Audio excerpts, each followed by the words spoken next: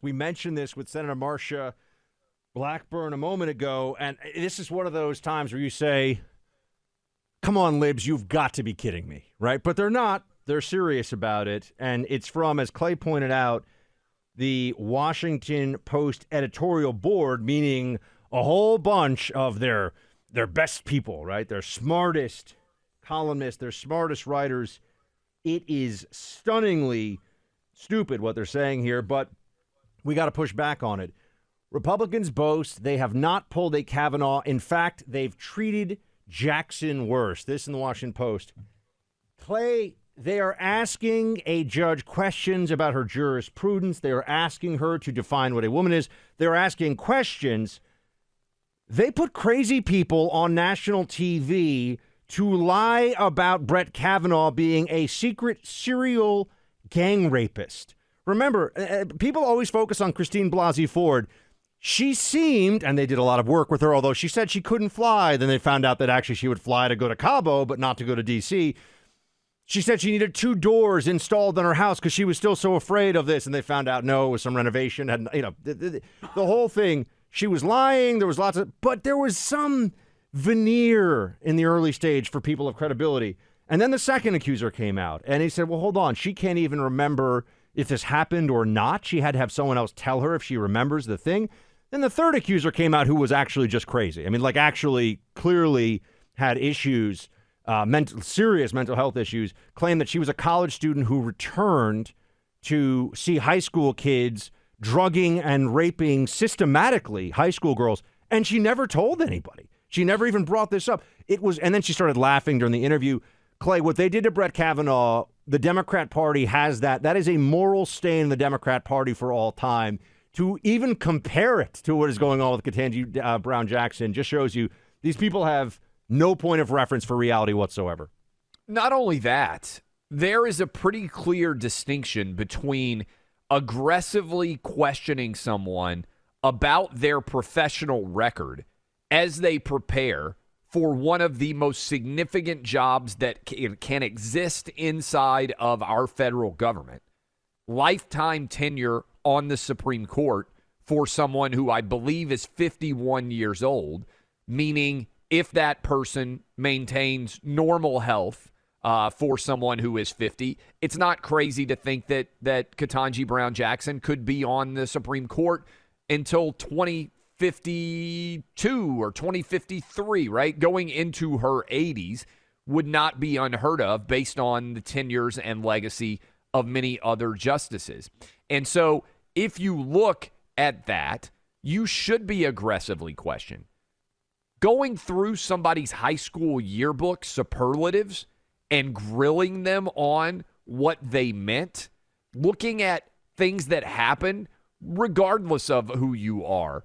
When you're 16 or 17 years old, when you have decades of experience as a federal judge to question, these are not similar situations. But it's worse. I mean, you brought up the looking at the yearbook, Clay.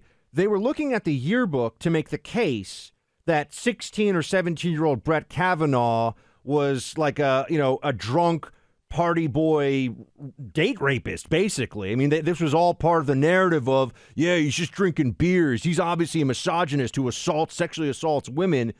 The fact that they even still say that Christine Blasey Ford's testimony was credible, she didn't know she can never prove she even didn't know meeting what him. year it was. Didn't Buck. know She what didn't year know it where was. the house was. She misidentified the people who were in the party. There's no evidence that Kavanaugh ever even met this woman. It was the opposite of credible. In fact, it was almost like they were doing a test case on what non-credible testimony in a circumstance like this would sound like, and the media just throw that word around all the time. Every person who were part of the effort to destroy Kavanaugh with those rape allegations should be, and I mean this apart from politics, every journalist who went along with that should be deeply ashamed of themselves, deeply ashamed of who they are as human beings. It was the most grotesque, obvious lie and destruction of a person's character, and it cost them the Senate, thankfully. And I want everybody to remember that this is who you're dealing with these Democrats, because Clay, they thought that was actually going to give them a Supreme Court seat that would be more to their liking. They've never even taken a step back and said, maybe we went too far. maybe we shouldn't have done that to him. Kavanaugh could have been, the coach of your kid's team. He could have been your neighbor. He could have been anybody. They didn't care. Well, and I think we can't overlook what they argued at that point as well, which was #BelieveAllWomen. I mean, that's an unbelievable. Who am I believing, by the way? Because what's a woman, Clay? Yeah, well, that's a great point. It's a great point. But #BelieveAllWomen flies in the face of everything that the Justice Department and justice itself is supposed to represent. There's a reason, Buck, why Lady Justice is blind as on the scales of justice as you weigh guilt or innocence. It's because as soon as you start to consider the race, the sex, the sexual orientation, whatever these things are, these identity politics characteristics, then you are moving away from considering the facts as they were in that situation. And what I always came back to was, even if, Buck, and this is me having done criminal defense work, even if you accepted everything that Christine Blasey Ford said as being true, it still wouldn't have been a sexual assault charge, even on a minor, right? Even if you presume that everything she said about that party was true, and we know that there were no corroborating evidence outside of her own recollections, or that didn't know where it was, the people she said were there weren't there. There's no evidence that she, other than her claim, that she ever even met Brett Kavanaugh, if they knew each other at all. But even if you presume, which is one of the things sometimes you're supposed to do in court, presume the truth of the filing in order to allow a jury to hear the evidence, prosecutors would have never brought a case against a 16 or 17-year-old boy for sexual assault there, because it's not sexual assault, even if you presume everything that she said was true. And even if you presume everything that's true there, Buck, the idea that everyone should be held hostage by what happens is crazy for their future life. It just doesn't make any sense at all at that age. And so to compare it is, frankly, a disgrace. The continued attempt to make it appear as if Judge Ketanji Brown Jackson, during the course of her hearings, has been treated unfairly is pretty crazy, because she's been quizzed directly on her professional career, and that's not good enough. MSNBC's Joy Reid, we talked about the Washington Post saying that KBJ had been treated worse than Brett Kavanaugh. Well, of course, taking it to an entirely different level, one of the dumbest people in the history of politics on television, Joy Reid, she said, this is like a black person being followed around and accused of shoplifting. Listen to this analogy. The outrage is real, and a lot of it was about the blatant disrespect. I tweeted that they were treating her like a black shopper that they were following through the store. Just the ultimate disrespect for her as a human being, as a judge, the fact that her family was there, all because, in Lindsey Graham's view, apparently this whole hearing was payback for Kavanaugh, who nobody told him to sexually violate his high school friend or this girl's in college and get accused of it credibly. That is not the fault of Ketanji Brown Jackson. But apparently, according to Lindsey Graham, she needs to pay for that. Only morons believe that Judge Kavanaugh actually did anything based on the actual evidence. And unfortunately, Joy Reid is an utter moron. Yes. But beyond that, I mean, here's an example of the kinds of questions that were being asked. She says she can't define what a woman is. Ketanji Brown Jackson says this. This is openly, I don't know what She's it not is. a biologist. This is not a biologist, right? And yet she's going to be sitting on the Supreme Court, and there are questions of gender and gender identity as they are reflected in law. I mean, on the one hand, Clay, they want trans to be a protected status. They want trans participation in different genders when it comes to sports. So there's all this man, woman, men's sports, women's sports. All these distinctions are constantly being made, but the left, just like crying children, wants it the way they want it without any actual underlying principle. Ted Cruz asked, well, can I claim to be a woman, or can I claim to be an Asian man, or how does this work? If I can change my gender, if I can be a woman, and then an hour later, if I decide I'm not a woman anymore, I guess I would lose Article 3 standing. Tell me, does that same principle apply to other protected characteristics? For example, I'm an Hispanic man. Could I decide I was an Asian man? Would I have the ability to be an Asian man and challenge Harvard's discrimination because I made that decision?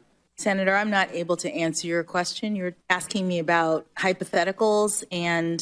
Well, I'm asking you how you would assess standing if I came in and said, I have decided I identify as an Asian man.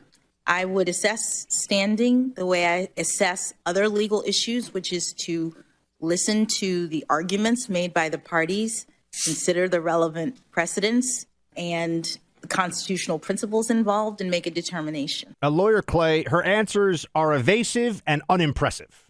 Yeah, I get it. I get the response that she's giving there. But what Ted Cruz is brilliantly pointing out is, and I have to be careful not to curse here, almost everything that is being constructed around the race and gender elements of the modern day Democratic Party are total BS, right? Because this is what we've talked about. What he's pointing out is if you can choose your gender, why can you not also choose your race for purposes of proving or disproving whether you are an eligible for standing, right? And let's give an example, because you kind of hit on this with Senator Blackburn earlier. We have, for better or worse, certain construction contracts which are held back for minorities and for women, right? So if you're a white guy, you are not eligible to be able, in theory, to get federal or state construction contracts that are specifically earmarked for women and minority-owned construction companies. Well, there are a bunch of different things that actually go on there, by the way. One is that, let's say I have a construction company. Suddenly I put a construction company in my wife's name, and my wife gets it instead, right? Like, you can play games with this. But what's to keep if gender and race are fluid and you can choose them, what's to keep someone from identifying as a woman for purposes of getting a federal or state construction contract? What's to keep someone from identifying as a member of a racial minority group in order to get a racial minority contract, right? Like, these are real questions that go to the essence of the law, because if you have to respect the choice of someone to choose their gender, if you just have to respect that and treat it as a legitimate thing, then you are theoretically potentially subverting the idea of minority and women's owned businesses being treated. Now, we can argue about whether that's fair or proper under the Constitution in general, but the fact that it exists now is a legitimate question. And the fact that we have a difference of treatment for gender, which you can choose, and race, which you can't choose because it's considered sexist, is patently absurd. This reminds me of a friend of mine many, many years ago who was born in Cairo, which is, of course, in Egypt, which is, of course, in Africa, applied to an Ivy League school as an African American, and got in and got to the interview phase and was clearly going to get in, and it turned into no. And her contention was, I'm now an American who was born in Africa, so I identify as an African American. And essentially what this school told her at the time, and this is now, I was like 18 when this happened. What the school told her was, no, you're the wrong skin color. That was the claim was, your skin color is not appropriate for your designation. So these are not just random theoreticals that, Ketanji Brown Jackson is acting like, well, this never occurs.